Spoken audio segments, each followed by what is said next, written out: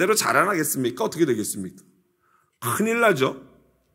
우리 안에 정말 신령한 젖은 말씀만을 사모하는 것 외에 또 다른 막 너무나도 사모하는 것이 있다면요, 그거는 우리에게 큰 문제가 있는 것입니다. 세상 다른 것들을 사모하는 것은 우리가 영적으로 아기처럼 순전하지 못하다라는 증거예요. 여기서 세상 것들을 사모한다는 것은 그것들을 완전히 누리지 말고 이런 의미가 아닌 거 아시죠? 당연히 누리고 사용할 거는 사용하고 하나님 안에서 자유함을 누려야 합니다. 그러나 우리 마음에서 막 그거를 막 갈망하고 그걸 어떻게든지 내가 쟁취하려고 하는 그 사모함을 말하는 거죠. 우리가 그렇게 사모해야 할 것은 주의 말씀밖에는 없는 줄로 믿습니다. 그 자리에 다른 게 들어와 있다면 우리는 영적인 아기로서 뭔가 문제가 발생하게 되는 것이죠. 그러므로 우리는 지혜에서는 장성한 성인이 돼야 하지만, 장성한 분량의 예수 그리스도까지 자라나는 자가 돼야 하지만, 우리의 심령은 늘 말씀, 신령한 젖을 사모하는 말씀만을 사모하는 아기와 같은 자여야 하는 것입니다. 오늘 3절을 보시면요. 너희가 라고 시작하는데 한국어 번역본에는 이것을 번역을 안 했어요. 헬라어 원어에는 A라는 만약, 너희가 만약이라는 접속사가 붙어 있습니다. 만약 너희가 이렇게 시작되는 거죠. 시편 기자는요. 시편 34편 8절에 다음과 같이 말했습니다. 우리 같이 한번 화면 보면서 읽어보겠습니다. 너희는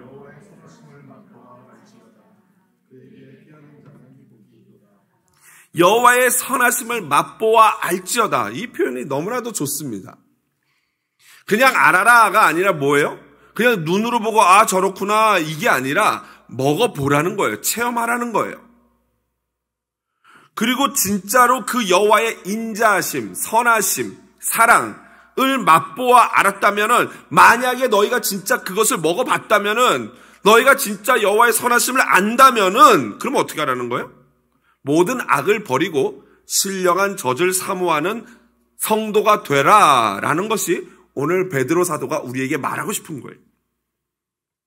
또한 이 지금 시편 말씀에서 보시면요. 여호와의 선하심을 맛보아 알지어다 라고 해놓고 그 다음에 그에게 피하는 자는 복이 있도다 라고 기록되어 있어요. 이게 의미하는 바가 뭘까요? 그에게 피한다. 그러니까 한마디로 여호와께 피하는 자는 구원을 얻는다라는 말입니다. 여러분 위기의 순간에 고통의 순간에 저와 여러분은 어디로 피하고 있습니까? 그 피하는 그곳이 바로 나의 믿음의 상태를 그대로 보여줍니다. 여러분 막 괴롭고 힘들고 하면 세상 사람들은 어디로 피하는 것 같습니까? 오늘 막 직장에서 괴로웠어요. 막 상사한테 괴로움을 당했어요. 그러면 어디로 피합니까? 포장마차로 피하잖아요. 그죠? 또 다른 어려움이 있으면 술집으로 피합니다. 어떤 분들은 노래방으로 가가지고 막 그냥 뭐 고래고래 소리를 지르고 머리 막 그냥 넥타이를 머리에다 메고 막 테이블 위에 올라가서 탬버린을 치면서 광란의 시간을 보내죠. 그렇게 피합니다. 어떤 사람들은 사랑하는 연인에게 피합니다. 또 어떤 사람들은 세상 속으로 계속 끊임없이 돈으로 이렇게 피하죠. 성경에도 보면은 그러한 자신의 고통과 괴로움 가운데 사마리아 여인은 6명의 남자에게 피했습니다. 또 삭개오는 수많은 물질 사이로 피했습니다. 하지만 그 어떤 곳에도 안정과 평안과 위로는 없었던 것이죠.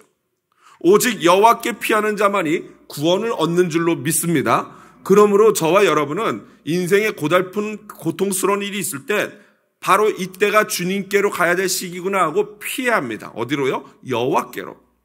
여호와께로 피한다는 것은 말씀으로 돌아가는 거고 기도의 자리로 나가는 거고 예배의 자리로 나가는 거고 찬양의 자리로 나가는 것인 줄로 믿습니다. 그게 바로 여호와께 피하는 것이. 이제 4절부터 8절을 살펴보는데요. 신앙의 성장은요. 바로 교회라는 거룩한 공동체를 통하여 이루어집니다. 그래서 여러분 교회가 중요한 것이죠. 베드로는 그래서 교회론을 들어서 우리 성도들을 권면을 하는데요. 바로 신령한 집이라고 세워지는 5절에 보면 신령한 집으로 세워진다. 이것은 바로 교회론에 대한 이야기인데요. 그의 교회론은 바울의 것과는 약간 다릅니다. 좀 더 유대인스러워서 구약적이고 독특한 부분이 있어요. 특별히 예수님이 말한 그 건축자의 버린 돌과 관련된 이 이야기들 시편 118편 22편을 인용하여서 자신의 교회론을 우리들에게 알려주고 있습니다. 자칭 건축가들인 유대인들은 예수님을 모퉁이 돌 되시는 예수님을 버렸죠. 하지만 하나님은 그들이 자칭 전문가라고 하는 그들이 버린 돌인 예수 그리스도를 보배로운 산돌이 되게 하셨습니다. 살아있는 돌, 리빙스톤이죠. 여기서 살아있는 돌, 산돌이라는 것은요. 생명을 주시는 반석이신 예수 그리스도에 대한 은유, 메타포인 것입니다. 바로 출애굽 당시에 반석에서 생수가 흘러나와서 모든 사람에게 생명을 줬던 그 반석이 바로 예수라는 것이죠. 그래서 산돌인 것입니다. 또한 예수님은 그래서 베드로에게 다음과 같이 말씀하셨죠. 마태복음 16장 18절 같이 한번 읽어보겠습니다. 또 내가 내게 이르노니 너는 베드로라. 내가 이 반석 위에 내 교회를 세우리니 음부의 권세가 이기지 못하리라. 아멘. 이 반석 위에, 이 반석이 무엇입니까? 첫 번째로는 베드로가 주는 그리스도시요 살아계신 하나님의 아들입니다 라고 고백한 그 믿음의 반석을 말하는 거고요. 좀 더 근본적으로는 그 베드로의 믿음의 대상이 되신 예수 그리스도라는 반석 위에 교회를 세우겠다라는 말씀이신 것입니다. 그러므로 구원을 원하는 성도들은 우리의 산돌 되시는, 반석 되시는 예수께로 나가야 할 줄로 믿습니다. 예수께로 나가는 것, 그것이 곧 여호와께로 나가는 것입니다. 예수께 나가야 하는 이유는 두 가지로 이 베드로가 설명하고 있는데 5절 보시면요. 먼저는 산돌이신 예수님처럼 신령한 집, 곧 교회로, 거룩한 교회로 세워지기 위함이고요. 그 다음은 신령한 제사를 드릴 거룩한 제사장이 되기 위함입니다. 그러니까 여기서 보면은 예수께로 나가는 이유가 공동체적인, 유기적 공동체적인 부분 하나와 그리고 거룩한 제사장이 되는 개인적인 부분 하나가 있는 것이죠. 그러니까 여러분, 신앙이라는 것은요, 개인 혼자서 잘한다고 되는 게 아니라 유기적인 공동체로 함께 잘하는 것이 굉장히 중요합니다. 그리고 개인적으로 날마다 하나님 앞에 개인적으로 나가는 이 훈련이 되어야 하는 것이 바로 교회인 것이죠. 또한 예수님은 또한 예수 그리스도의 보혈로 모든 성도는 날마다 하나님 앞에 나갈 수 있는 거룩한 대제사장이 된 것입니다. 이게 바로 예수 그리스도께서 십자가에 우리를 위해서 하신 일 아니겠습니까? 그리고 이 모든 약속은 이미 성경에 기록된 약속이죠. 오늘 6절에 베드로가 인용하고 있는 이것은 바로 이사야서 28장 16절에 이미 기록되어 있었던 예언인 것입니다. 시온에 둔 보배로운 모퉁이돌, 내가 택한 보배로운 모퉁이돌을 시온에 두노니 라고 돼 있죠. 시온에 두셨던 보배로운 모퉁이돌은 바로 예수님에 대한 예언이죠. 그리고 그 예수를 믿는 자는, 그를 믿는 자는 부끄러움을 당하지 않는다. 이거 앞에 말씀드렸던 부끄러움을 당하지 않는다는 것은 바로 구원을 얻는다라는 것입니다. 그러나 그 예수, 산돌이신 예수를 믿는 자들에게는 예수님이 보배가 되시지만 8절 상반절에 보니까 이렇게 되어 있습니다. 또한 돌과 걸려 넘어지게 하는 바위가 되었다. 제가 지난번에도 말씀드렸죠. 십자가가 이중적이라고요. 그 십자가를 바라보고 믿는 자들에게는 엄청난 구원의 은혜의 상징이 십자가지만 그 십자가를 보면서도 믿지 않는 자는 엄청난 심판의 상징이 십자가예요. 똑같습니다. 예수 그리스도라는 반석, 돌도 똑같습니다. 믿는 우리들에게는 모퉁이돌이 되시고 산돌이 되시지만 그 예수를 믿지 않는 자들에게는 부딪히는 돌과 걸려 넘어지는 바위가 됩니다. 여러분, 돌이 위에서 떨어져서 부딪히면 어떻게 됩니까? 보나마나죠. 죽습니다. 또 돌에 걸려서 넘어지게 되면 코가 깨지고 난리가 나죠. 바로 예수님을 믿지 않으면 그렇게 된다는 거예요. 이것은 마지막 종말에 있을 어마어마한 심판을 이야기하는 것이죠. 그래서 초대 교부 오리겐은요, 예수는 그들에게 장애물이나 덫이 되며 심판의 돌이 된다라고 말했습니다. 그런데 여러분, 예수님이 그들에게 실제 덫이 되고 장애물이 되는 게 아니죠. 실제 그들에게 덫이 되고 장애물이 되는 것은 바로 예수를 믿지 않는 그들의 불신앙인 것입니다. 사실은 예수님이 장애물이 아니라 그들의 불신앙이 덫이고 장애물이 됐던 것입니다.